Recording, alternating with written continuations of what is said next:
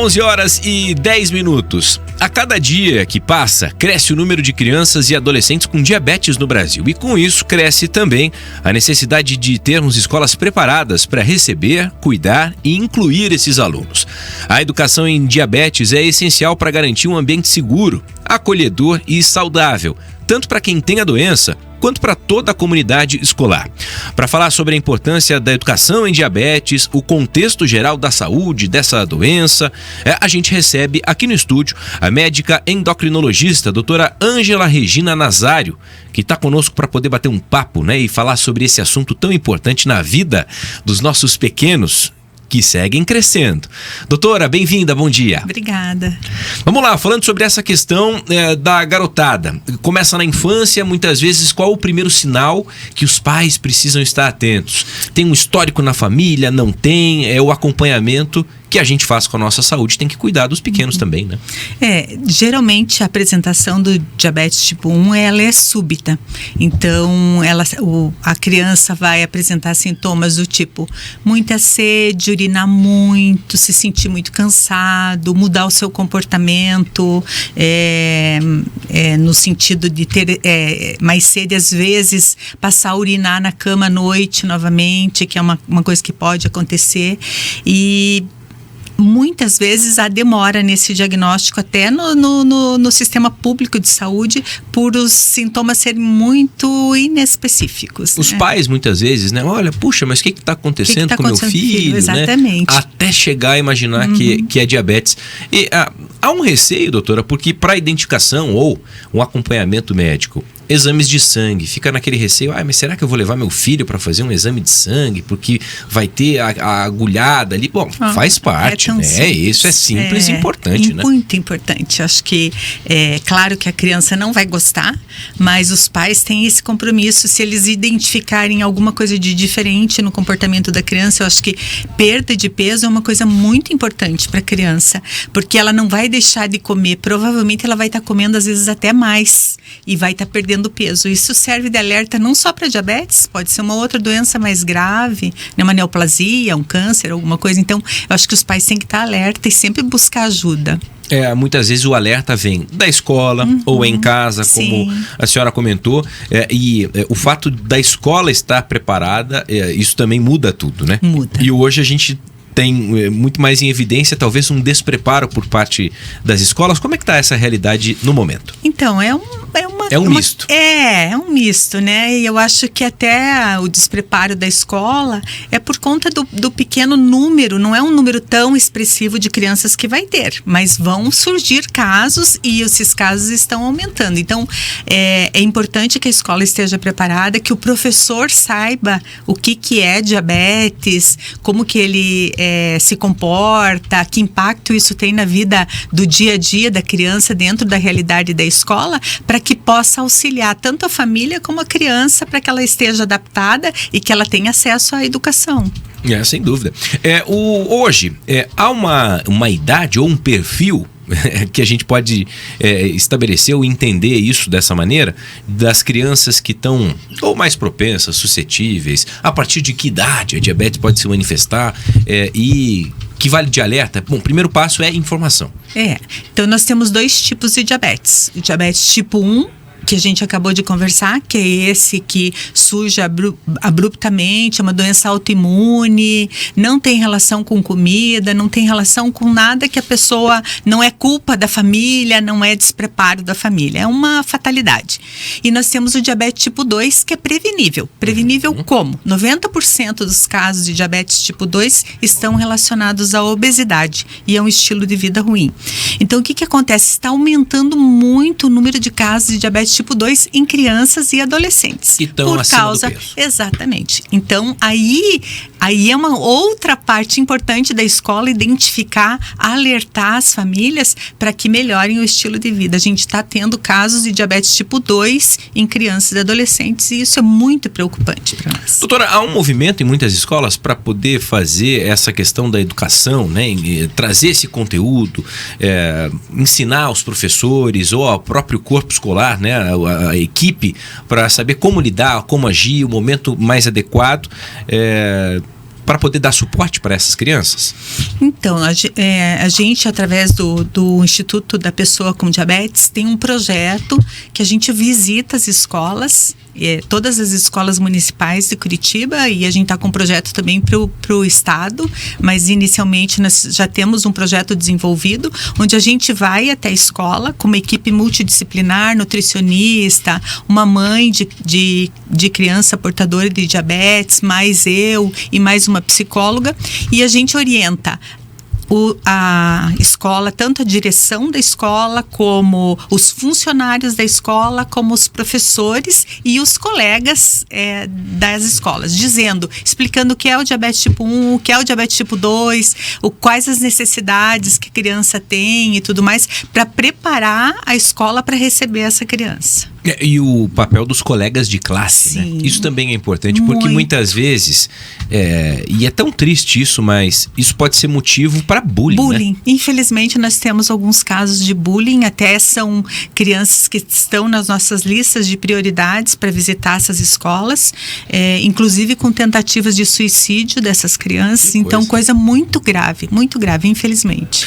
Doutora, aqui eu aproveito para perguntar, com relação a uma capacitação específica para essas pessoas? Não, é apenas a informação para aprender, saber o que fazer, como lidar, como agir, havendo uma situação que demande, né, um atendimento mais urgente ou acionamento médico.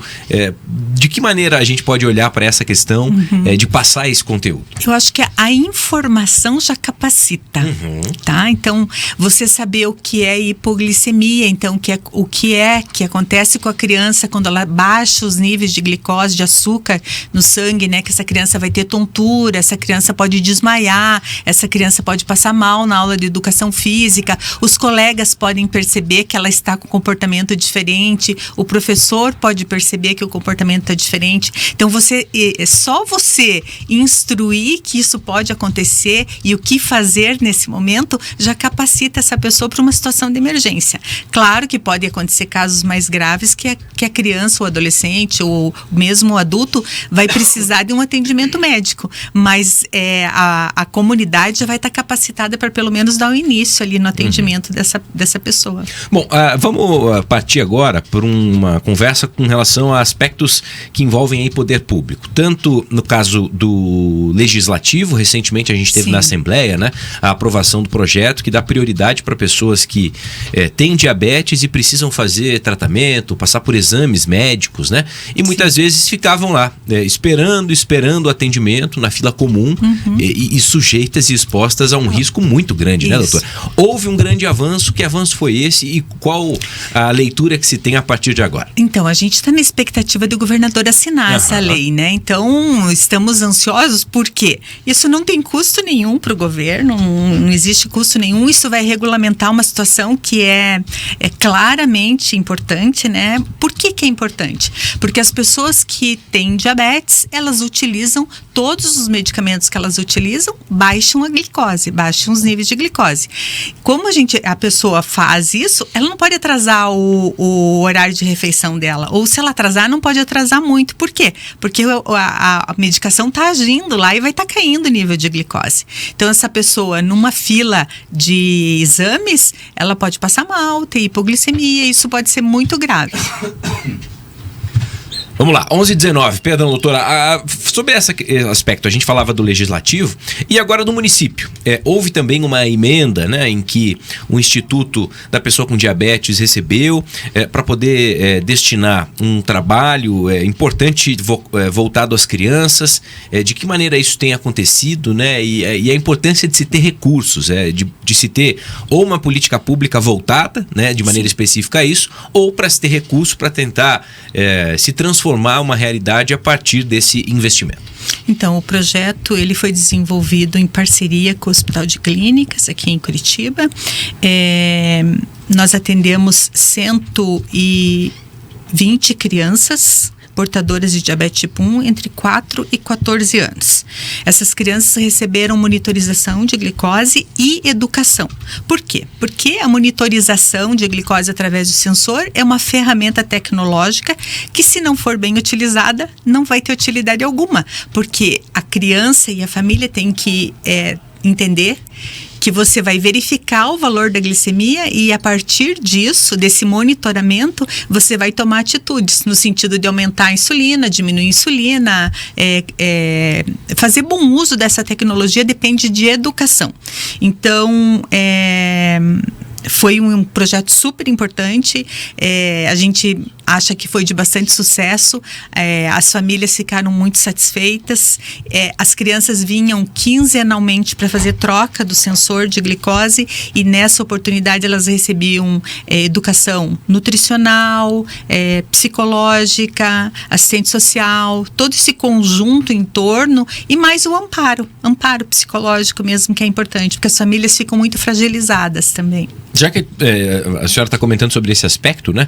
Política pública, quando se fala de sistema único de saúde, né? Aqui em Curitiba, por mais que boa parte da população tenha acesso a plano de saúde, né? Mas muitas pessoas ainda não têm, especialmente em regiões mais periféricas.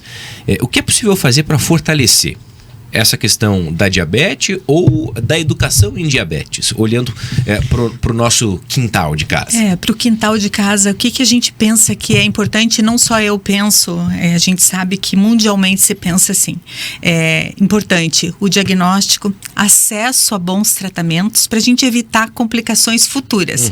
Quais são as complicações futuras? Perdas de anos de vida saudáveis, amputação, perda visual, uma pessoa, como eu tenho pacientes de 40 anos que perderam a visão, então eles perdem sua funcionalidade, às vezes amputação também. Todas essas complicações, elas são preveníveis através de um bom controle da glicose. Como que a gente vai controlar bem essa glicose? Instruindo essa família, instruindo essa pessoa que tem diabetes, do benefício de baixar os níveis de glicose, de manter bons esses níveis e fornecendo bons medicamentos e tecnologia. Hoje tudo é fornecido pelo SUS. Agora, a questão de tecnologia, equipamentos mais modernos ou que trazem uma melhora na qualidade de vida, sempre há um espaço para poder avançar, né? Tecnologia nós não temos ainda. Nós temos lei aprovada para fornecimento do monitor de glicose, mas ela não foi colocada em prática ainda. Está em stand-by, dependendo de regulamentação do Estado. O nosso Estado aprovou, o governador assinou no final do ano passado, há 6 meses mais ou menos a lei, mas a gente ainda não está fornecendo isso, porque depende de regulamentação. Bomba de insulina, que é outra tecnologia super importante, ela também não está regulamentada dentro do governo, dentro do SUS. Nós temos boas insulinas, mas ainda temos algumas outras melhores que também precisariam estar incluídas no rol do SUS. Doutora, falando um pouquinho sobre a questão do tipo 2 da diabetes, né, obesidade ali e tudo mais, e que vem, aí entra um trabalho, é preciso entrar um trabalho multidisciplinar para que a saúde dessa criança, desse estudante, claro, continua sendo prioridade, mas com foco em perda de peso para tentar a reversão dessa diabetes do tipo 2. Isso é o mundo ideal, desejável. Sim. E que é possível, né, doutora? É possível, é muito possível, por isso esse empenho, essa preocupação, porque você muda totalmente a trajetória dessa pessoa, né? Porque não é só o diabetes vem junto com a hipertensão, com as doenças cardiovasculares e uma série de outras coisas. Maior incidência de câncer também, obesidade traz, então é muito grave a obesidade, né, pro futuro da criança. Tem aumentado o perfil? Tem aumentado. A gente tem dados recentes que alertam inclusive para a obesidade em bebês, por causa da suspensão da amamentação muito precoce e introdução de alimentos industrializados, infelizmente, porque os alimentos industrializados são muito fáceis de serem dados, fornecidos. É a papinha, né? É menos trabalhoso do que cozinhar, do que preparar a comida e tudo mais. Então, e as mães trabalhando e toda essa realidade nossa tá levando para isso também. Doutora, para encerrar, a mensagem que a senhora deixa para quem está nos acompanhando, internautas e também ou nos ouvindo pela rádio, a questão da diabetes em crianças ou em adultos. Vamos lá, identificação, informação, diagnóstico, tratamento. Não é simplesmente virar as costas para essa doença que é silenciosa, hoje pode não parecer, mas com o tempo ela vai tomando as rédeas da tua vida e lá do meio ou pro final é ela quem vai mostrar como vai ser a sua vida daqui para frente. Ou seja, é algo extremamente sério. É muito sério. Eu não tenho nenhum paciente que perdeu a visão ou que teve uma amputação ou que estava com insuficiência renal que não disse para mim: se eu soubesse, eu teria cuidado mais, eu teria feito diferente. Então eu acho que isso é um alerta importante para as pessoas, que não esperem por sintomas, porque infelizmente eles não vão vir, eles já vão vir com complicações. Então procurem ajuda, busquem ajuda médica, grupos de apoio, procurem estudar a respeito. A doença, ela não vai sair, né? Você vai ter que dar conta daquilo, então busque ajuda, que tem ajuda para isso. Doutora Ângela Regina Nazário. Doutora, para quem ficou interessado nesse nosso bate-papo, conteúdo, onde encontrar mais informações sobre o trabalho que a senhora desenvolve, também como buscar detalhes aí nas redes sociais? Fique à vontade. Nós temos no nosso Instagram, né, do IPD, nós temos o nosso site também. Se a pessoa buscar lá, o IPD vai encontrar, Instituto da Pessoa com Diabetes, e a gente está na escola, eu sou professora da faculdade também, a gente está lá ensinando alunos, buscando mais pessoas para virem ajudar nessa missão. Bacana. Agradeço aí pela entrevista, pelo bate-papo e seguimos sempre à disposição, doutora. Obrigada, muito obrigada. A gente agradece. 11h26.